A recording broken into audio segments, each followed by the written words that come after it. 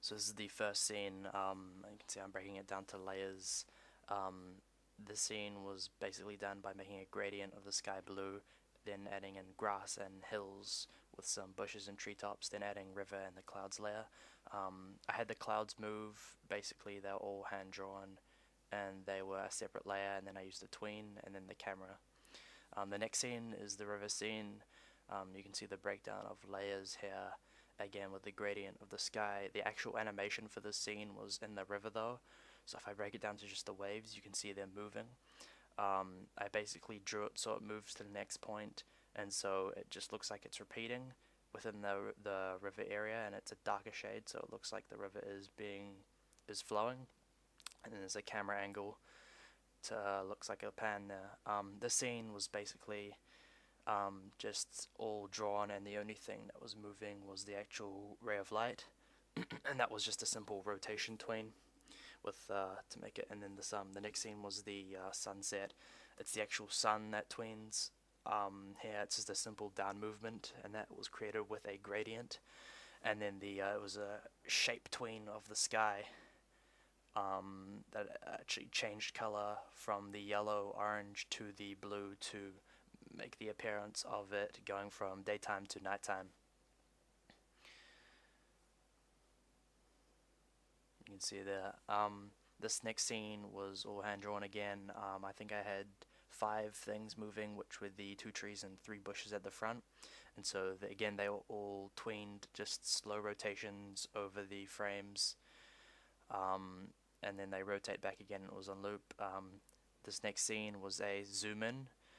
The rabbit was moving. I actually drew each of these rabbit scenes to look like it was eating, and then rotated the shadow.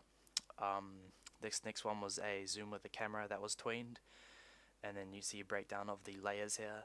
And then it was after a couple of frames, the eyes slowly appeared to give the look.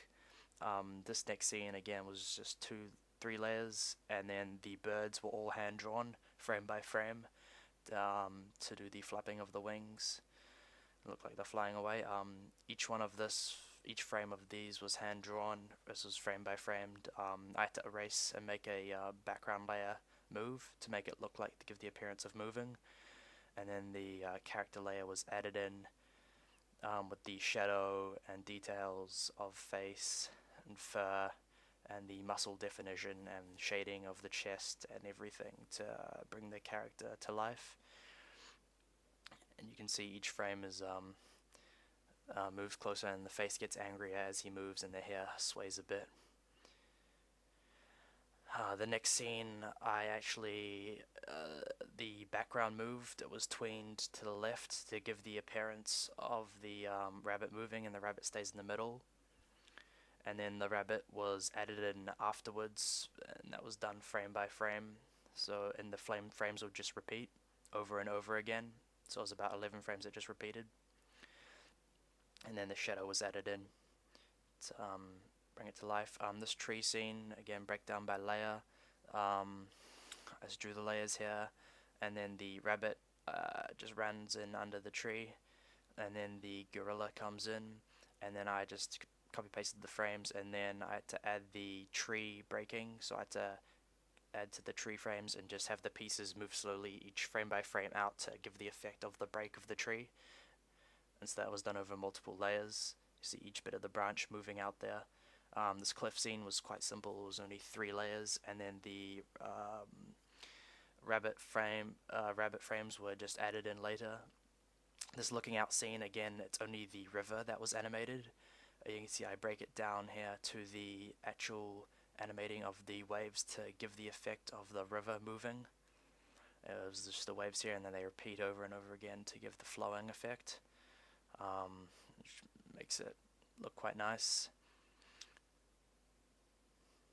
The next scene here, I think, yeah, background was all drawn, it was still, and then I think it was the mouth, the nostrils, and the hair that remained moving of this. So those are the layers that were animated, and then they were just repeated to give the effect of the blowing of the wind, and then the nostrils flared, and then the mouth moved up as the nostril flares, and that was all done separately to give the effect of like it was on wind and breathing. this jump scene, and the camera was just zoomed in, and then I had to draw each of these frames of the rabbit bending down and then actually jumping off out of the frame. And then the splash effect, I got the same river scene I used last time, zoomed the camera in, and then I hand drew each of these frames to give the effect of the rabbit jumping in the water and then the drops coming out after that. The next scene was just the zoomed in of the rabbit out of the river. It was wet, and then it's just 2 frames where he looks. This is the cornered scene where it just moves in and then it gets smaller and smaller. That was done frame by frame.